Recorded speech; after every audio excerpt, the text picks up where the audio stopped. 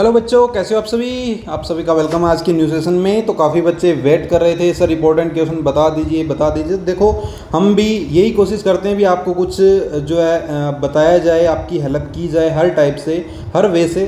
तो हम कोशिश यही करते हैं। अब आज अगर हम इंपॉर्टेंट क्वेश्चन आपको बता रहे हैं तो ऐसा नहीं है भी ये क्वेश्चन आपको मिल जाए, ठीक है ना। ये भी ज़रूरी नहीं है, क्योंकि हम तो एक कोशिश कर सकते हैं भी ये क्वेश्चन आपके लिए बन जाएं, यानी कि ये क्वेश्चन आपको देखने को मिल जाए। ये हो सकता है, कोई बड़ी बात नहीं है भी सारे के सारे क्वेश्चन ही आपको देखने को मिल जाए।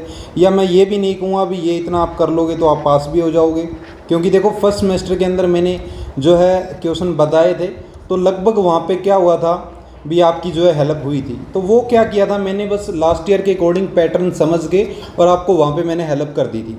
उसी तरीके से मैं इस बार भी आपकी वही हेल्प कर रहा हूँ, लेकिन इस बार आपकी क्या है 5 यूनिट हो गए हैं, आपको पता होंगे। तो 5 यूनिट जब हो गए हैं तो उसके अकॉर्डिंग सिलेबस भी आपका थोड़ा बहुत जो है चेंज हुआ है और उसके अकॉर्डिंग क्वेश्चन भी आपके चेंज हुए हैं। लेकिन ये मैं आपको कह सकता हूँ भी ये आपका जो फर्स्ट एग्ज़ाम है, ये फर्स्ट एग्ज़ाम आपका ईजी आएगा। ऐसा नहीं है भी हार्ड आपको देखने को मिलेगा, ठीक है ना। फर्स्ट एग्ज़ाम आपका एकदम ईजी सा देखने को मिलेगा। यूनिट इसके अंदर 5 है, 5 यूनिट को अपन एनालिसिस कर लेते हैं। 5 यूनिट का कौन कौन से अपने टॉपिक है 5 यूनिट के अंदर। उसके बाद अपन देखते हैं कौन कौन से टॉपिक आपको डीपली में कवर करने हैं। अब देखो यहाँ पे 2-3 टाइप के बच्चे हैं। एक तो वो बच्चे हैं जो अभी 10 दिन पहले ही बुक्स को उठाए हैं, यानी कि उन्होंने देखा है भी हमारा एग्ज़ाम है सर, अब हमको क्या करना चाहिए। तो एक तो वो बच्चे हैं। एक वो वाले बच्चे हैं जिन्होंने अपना सिलेबस कवर कर रखा है, लेकिन अब उनके माइंड में ये आ रहा है भी अब ये कुछ माइंड में नहीं रह रहा है, कौन सा क्वेश्चन करें कौन सा ना करें। एक वो वाले बच्चे हैं। और एक जो इंटेलिजेंट बच्चे हैं जो ऑलरेडी सब चीज़ें अच्छे तरीके से कवर कर चुके हैं, उनको तो बस अपना स्कोर ग्रो करना है, उनके लिए भी है। तो देखिए यहाँ पे सबसे पहले उन बच्चों की बात करेंगे जो बच्चे बस चाहते हैं भी सर हमें पास होना है किसी ना किसी वे से, हमको वो बड़ी हेल्प कर दो, ठीक है। देखो मैं अभी आपको इंपॉर्टेंट क्वेश्चन बता रहा हूँ। अगर आपने अभी तक कुछ भी नहीं देखा है तो मैं आपको जो है, अगर आपने काफ़ी बच्चे जिन्होंने तो कोर्स बाय कर रखा है तो उसके अंदर मैं आपको पर्सनल जो वीडियो आपको बता रहा हूँ वो वीडियो आप अच्छे तरीके से देख लेना, क्योंकि वहाँ से आपको वीडियो कहीं ना कहीं देखने को मिलेगी, क्योंकि कोर्स के अंदर मैंने उसी वे से आपको प्रोवाइड करवा रखा है, ठीक है ना। तो देखो सबसे पहले अपन यूनिट वाइज चलते हैं। तो देखो सबसे पहले अपना जो यूनिट आता है यूनिट फर्स्ट के अंदर क्या क्या टॉपिक है। सबसे पहले अपना आता है वेक्टर स्पेस। क्या आता है वेक्टर स्पेस, क्या होता है ये आपको पता होना चाहिए।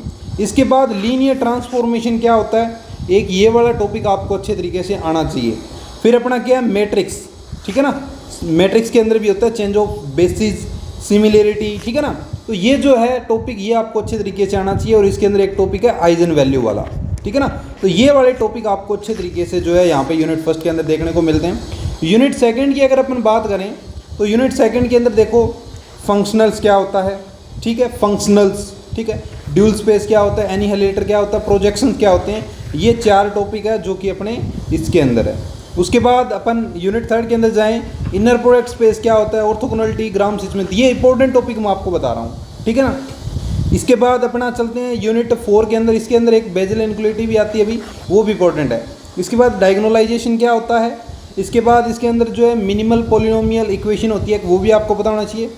बाइलिनियर फॉर्म आपको पता होना चाहिए। इसके अंदर क्वाड्रेटिक फॉर्म हो गई। इसके बाद इसमें हेर्मिटियन फॉर्म भी होती है, ठीक है ना, बहुत सारी फॉर्म होती है, हेर्मिटियन फॉर्म भी इसमें, तो वो भी आपको अच्छे तरीके से आना चाहिए।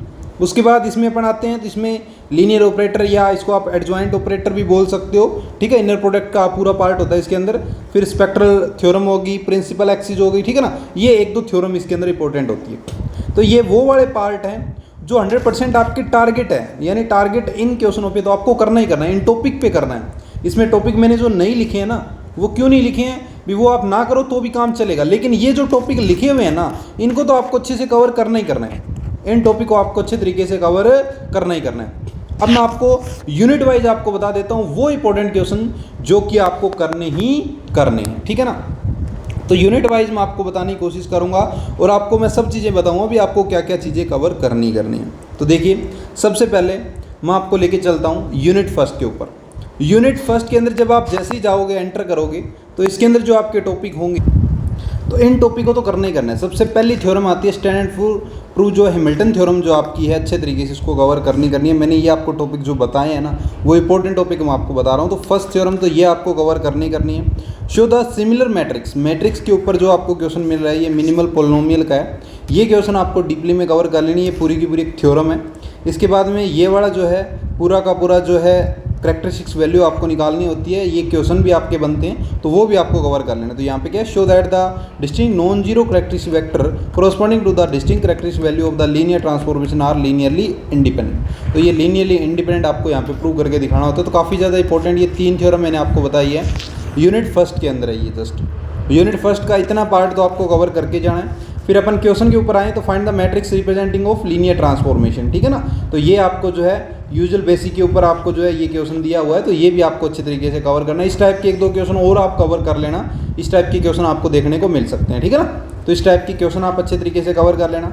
Find the change of basis matrix P from the basis B1 to B2, B1 से B2 के ऊपर आपकी जो बेसिस है वो भी आपको मिल जाए, ये भी आपको अच्छे तरीके से कवर कर लेनी है। अंडरस्टैंड। तो 2 क्वेश्चन तो आपको ये करने हैं कवर यूनिट फर्स्ट के अंदर, और 3 थ्योरम आपको ये कवर करनी है। ये यूनिट फर्स्ट का पार्ट है, इंपॉर्टेंट क्वेश्चन है, वो आपको मैंने बताए हैं अभी तक। ये आपके जो हैं क्वेश्चन बन सकते हैं, टारगेट मैंने आपको बताया अभी, हाँ चांस है अभी ये बन जाए क्वेश्चन। इसके अलावा अगर ये ना बने तो आपको क्या करना है उसकी अपन बात कर लेते हैं, क्योंकि देखो मैं ऐसा तो हूँ नहीं, अंतर्यामी भी यही क्वेश्चन आपके छपे हुए हैं, यही आपको देखने को मिल जाएंगे, ऐसा तो है नहीं। लेकिन हाँ एक टारगेट अपन बना सकते हैं भी हाँ ये क्वेश्चन बन सकते हैं, उसी वे से मैं आपको बता रहा हूँ भी ये क्वेश्चन आपको कवर कर लेंगे। इसके अलावा जो है ना, अगर ये हैमिल्टन थ्योरम आपको ना देखने को ना मिले तो इसके ऊपर थ्योरम है वो आपको कवर कर लेनी है, ठीक है ना।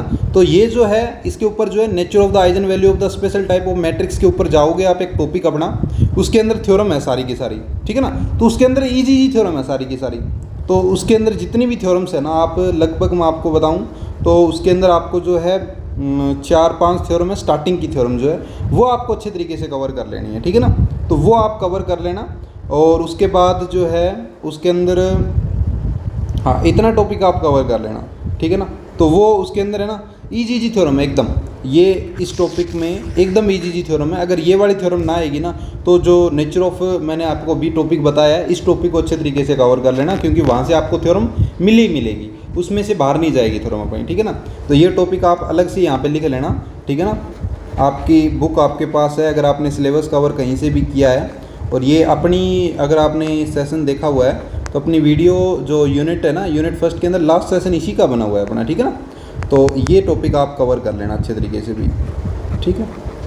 इसके अंदर जो है आपको लगभग 10 थ्योरम देखने को मिलेगी, इजी थ्योरम है एकदम इजी, सिंपल सी, इस टॉपिक से रिलेटेड है, एकदम इजी थ्योरम है अगर आपने अच्छे तरीके से कवर लिया, क्योंकि वो आइजन वैल्यू आइजन वेक्टर से रिलेटेड होती है, रियल है, ठीक है ना, इस तरीके से। तो जैसे मैं पहली थ्योरम आपको बताऊं तो उसमें पहली थ्योरम आपको देखने को मिलेगी, all the eigenvalue of the Hamilton matrix are real, भी ये सारे के सारे क्या होते हैं, रियल होती है, आइजन वैल्यू आपको प्रूव करके दिखानी होती है, ठीक है ना। इसी तरीके से सेकंड आपको देखने को मिलेगी, eigenvalue of the skew Hamilton matrix are either 0 या प्योरली इमेजिनरी, ठीक है ना, यानी रियल है या इमेजिनरी है, ये आपको प्रूव करके दिखाना होगा।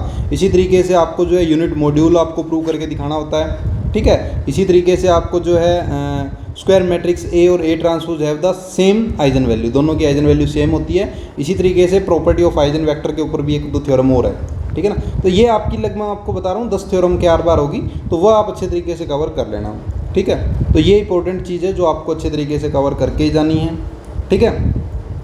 और लीनियर इंडिपेंडेंट के ऊपर ये थ्योरम है, जो कि ये जो थ्योरम आई हुई है ना, ये थ्योरम आप जब जाओगे तो 13th नंबर थ्योरम आपको ये वाली मिलेगी, ठीक है ना।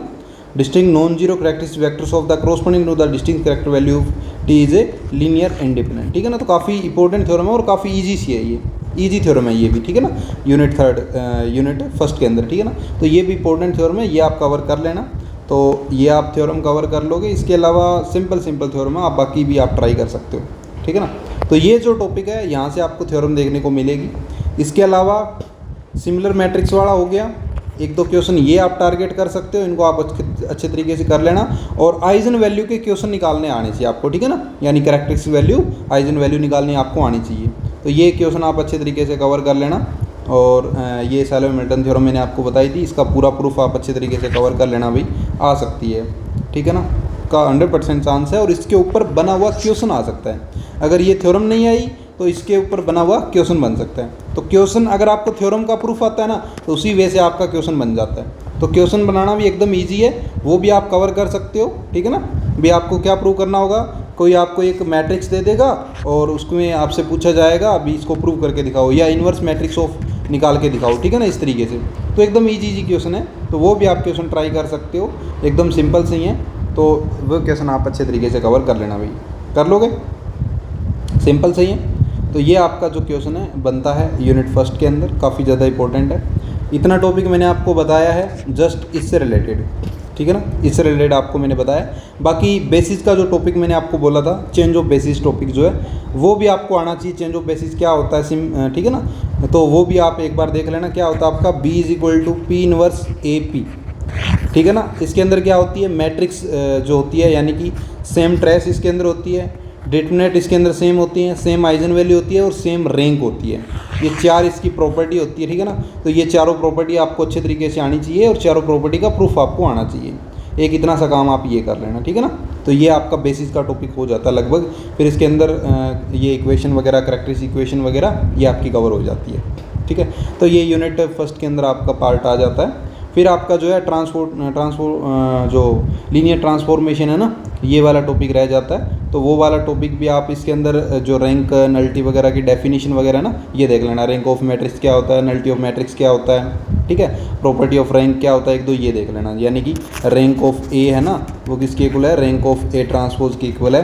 तो ये वाली जो प्रॉपर्टी 1-2, तो ये प्रॉपर्टी 1-2 आप ट्राई कर लेना, ठीक है, ज़्यादा नहीं, बस ये रैंक टी है वो रैंक ए के इक्वल है, इसकी 1-2 प्रॉपर्टी है वो आप ट्राई कर लेना। तो इसके अंदर एक थ्योरम आपको मिलेगी, 3.7 थ्योरम है, the rank of product of 2 matrix never extended the rank of the either matrix, ठीक है ना। तो ये वाला टॉपिक है वो अच्छे तरीके से आप कवर कर लेना, कर लोगे, ईजी सा ही है। तो ये वाला टॉपिक आपको अच्छे तरीके से कवर कर लेना भाई। तो इतने टॉपिक तो आपको कवर करने ही करने हैं ये वाले। तो इसके अलावा जो मैं एक्स्ट्रा आपको बता रहा हूँ वो वाले टॉपिक बता रहा हूँ जो आपके बन सकते हैं, ठीक है ना।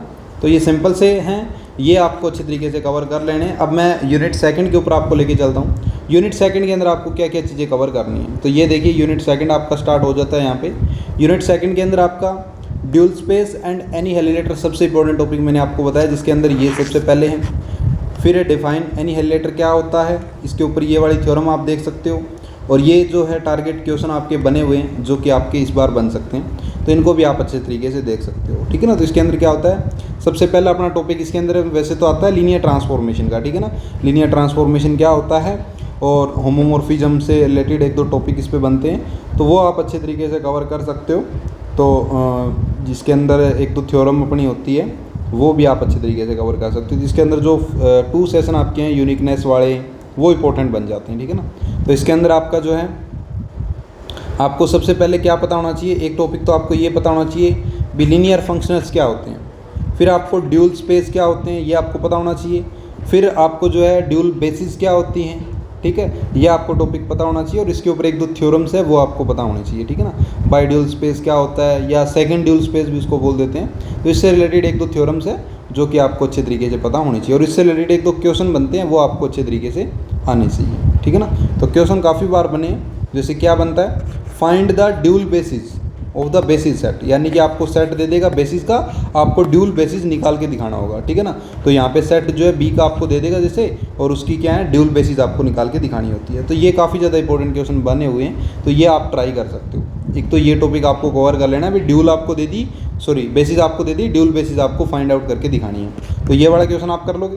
फिर एडजॉइंट ऑफ लीनियर ट्रांसफॉर्मेशन क्या होता है और इसकी प्रॉपर्टी क्या होती है, ये प्रॉपर्टी 1-2 आपकी है, सिंपल सी है, मैं आपको बता भी देता हूँ। सिंपल सी है, वो नहीं पूछता वैसे तो भी, जैसे 0 कैप स्टार है वो 0 कैप के इक्वल होता है, या फिर आई स्टार जो होता है वो आई के इक्वल होता है ना। तो ये सिंपल सी है, तो ये सिंपल सी है, ये आपसे कभी कभार पूछी जाती है, नहीं पूछी जाती है वैसे। तो इनको जो है ये लगभग 7-8 थ्योरम आपकी प्रॉपर्टी होती है, सिंपल सी है। तो इनको आप अच्छे तरीके से कवर कर लेना। यहाँ 1-2 नंबर के क्वेश्चन में आपसे प्रूफ पूछा जा सकता है इनका भी, ये प्रूव करके दिखाओ ये इसके इक्वल होता है, ये इसके इक्वल होता है, प्रूफ पूछा जा सकता है। फिर आपकी जो है लीनियर ट्रांसफॉर्मेशन के अंदर रैंक, एडजॉइंट थ्योरम वगैरह है, 1-2 वो आप कवर कर सकते हो। तो इसके अंदर मैं आपको एक थ्योरम आपको बता देता हूँ मैं, सबसे ज़्यादा इंपॉर्टेंट जो है वो है 2.8 थ्योरम है, वो आप कवर कर लेना, ठीक है ना।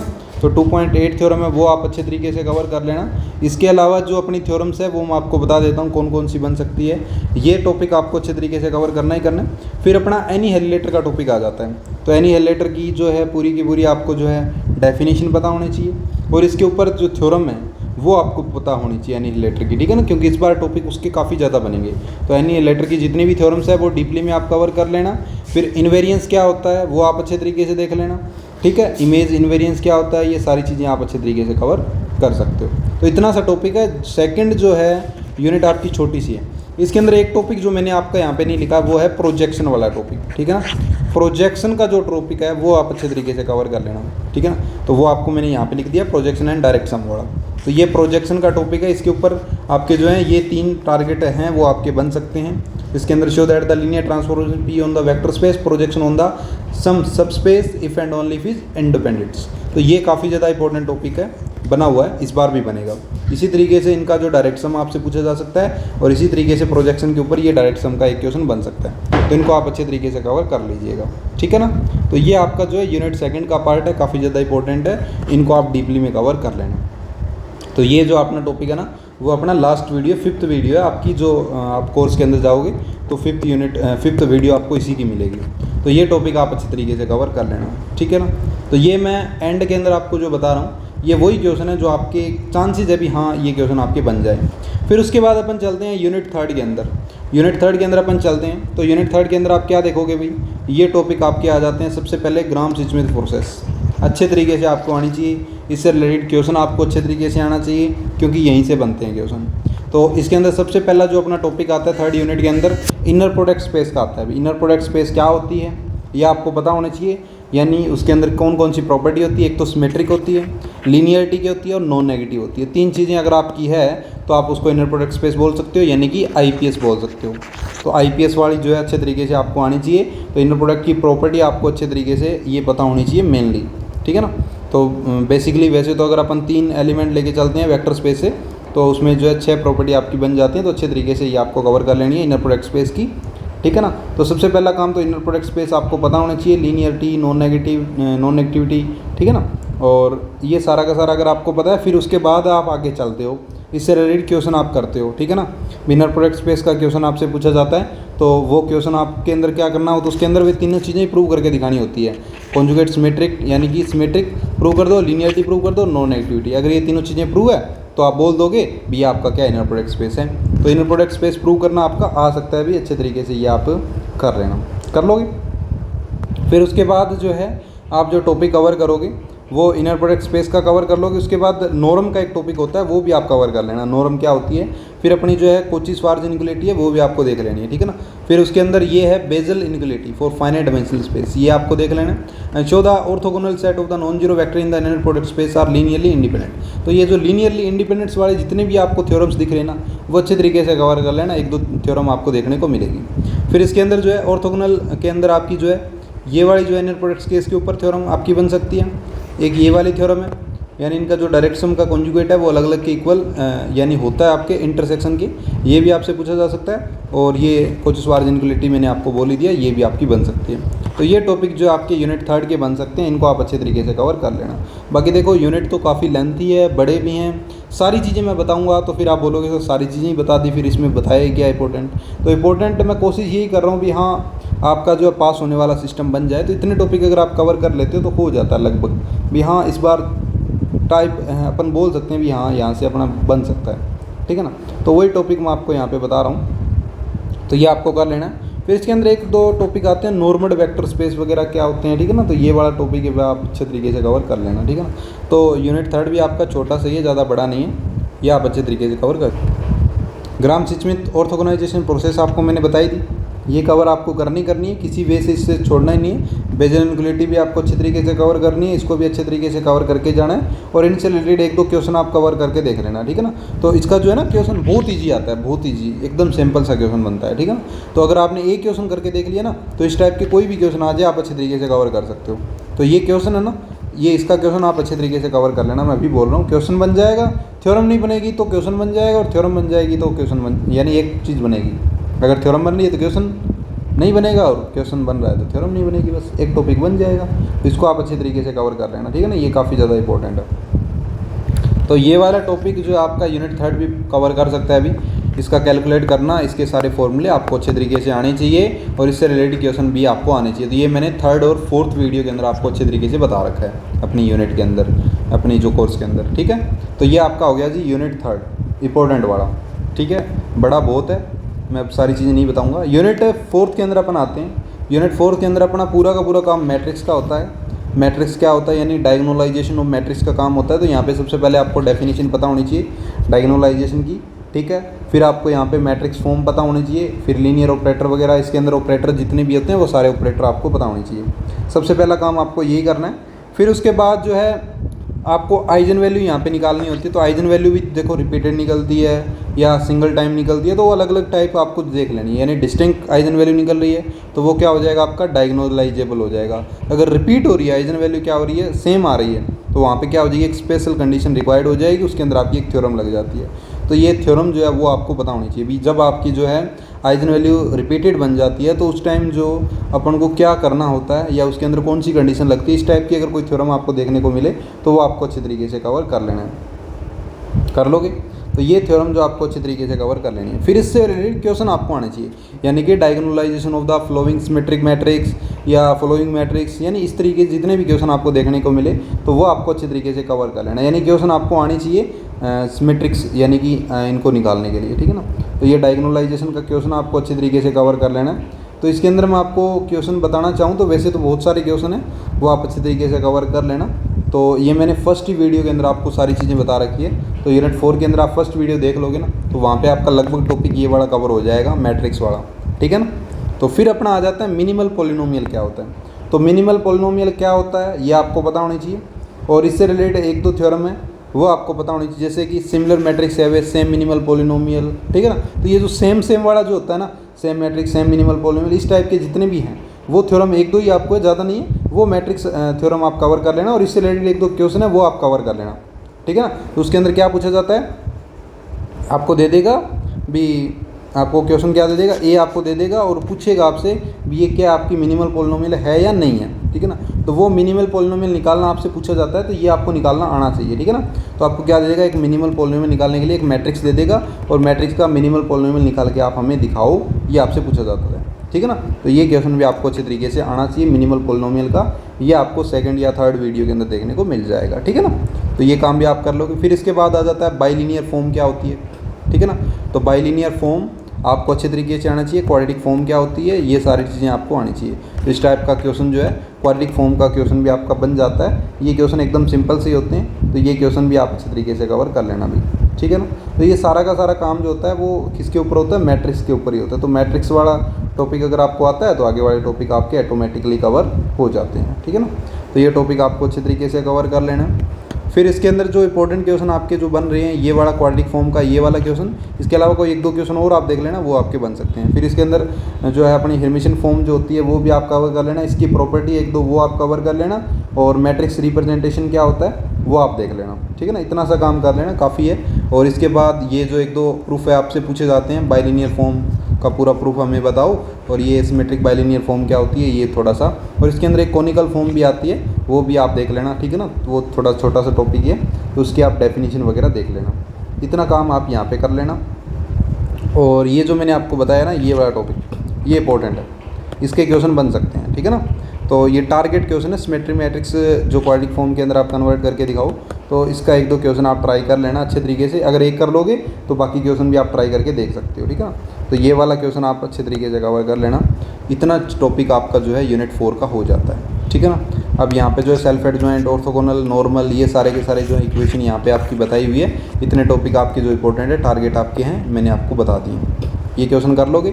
इसके बाद यूनिट 5 के अंदर स्टैंडर्ड प्रूफ क्या, प्रिंसिपल एक्सिस थ्योरम क्या होती है, अच्छे तरीके से कवर कर लेना भी, अच्छे तरीके से, एकदम अच्छे तरीके से आ ही जाएगी, लगभग चांसेस है भी आ ही जाएगी।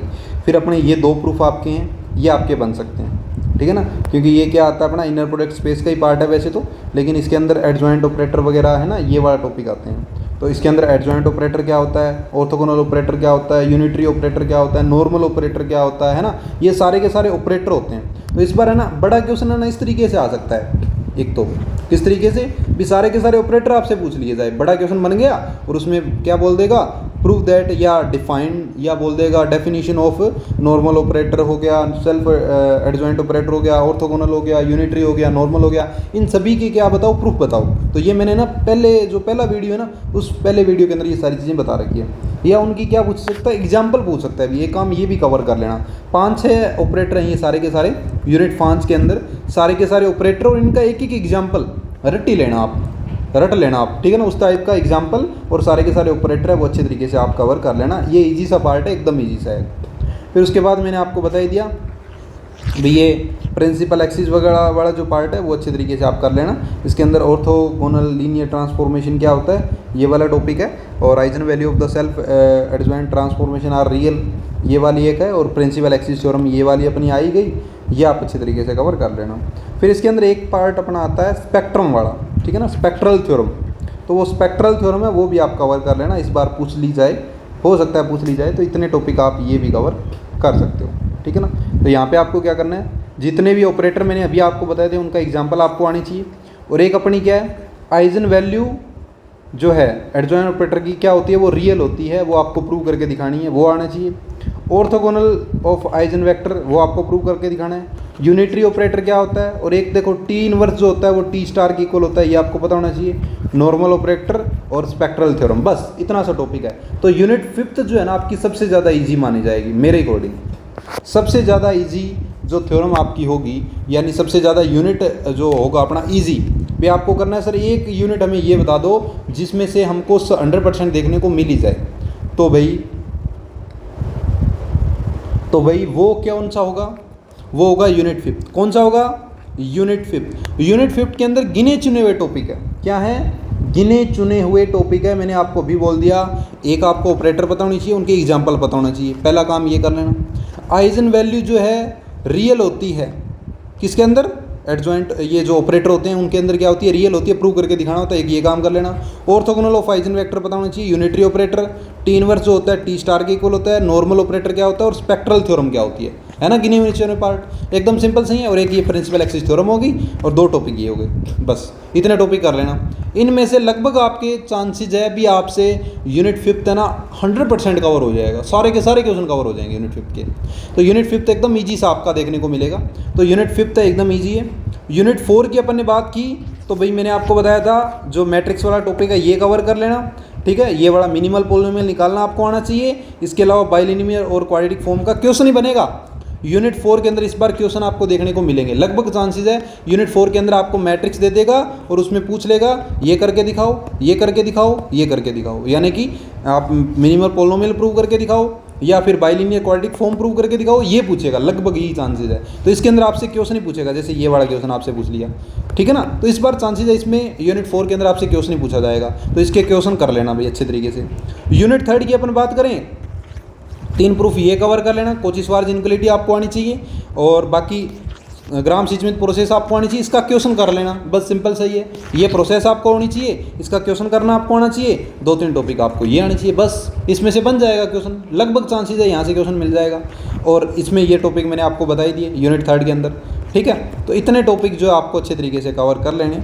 बाकी आपको किसी तरीके की हेल्प चाहिए तो मैं आपको बता चुका हूँ, ऑलरेडी अपना कोर्स है वो आपको पहले से ही मैंने आपको प्रोवाइड करवा रखा है। जिसको जैसे लग रहा है भी सर अब तो हमसे कुछ हो ही नहीं रहा है, हमें आप कुछ हेल्प कर दो, तो भाई यही है भी आपके लिए कोर्स एक्टिवेट कर देंगे, और इससे ज़्यादा और क्या कर सकते हैं भी। आप जितनी हो सके जो मैं वीडियो आपको बताऊँ वो वीडियो आप देख लो, बस इतना ही हो सकता है। इसके अलावा और कोई लास्ट चांस यही रहता है, फिर और कुछ नहीं रहता है। बाकी अगर आप स्टार्टिंग से कर रहे हो तो बहुत बढ़िया बात है, आपका टॉपिक अच्छे तरीके से कवर हो चुके हैं और आप अच्छी ग्रोथ कर चुके होंगे। तो अच्छे तरीके से इन सभी टॉपिक को कवर कीजिए, और आई होप आपके एग्ज़ाम अच्छे हों, और अच्छे तरीके से आप जो हैं जितना आपके पास टाइम है, जितने टॉपिक मैंने आपको बताए उनको अच्छे तरीके से कवर कर लीजिए। तो दोस्तों आज के लिए इतना ही, मिलते हैं अपन नेक्स्ट वीडियो में, तब तक के लिए bye bye, thanks for watching, धन्यवाद, best of luck for exam.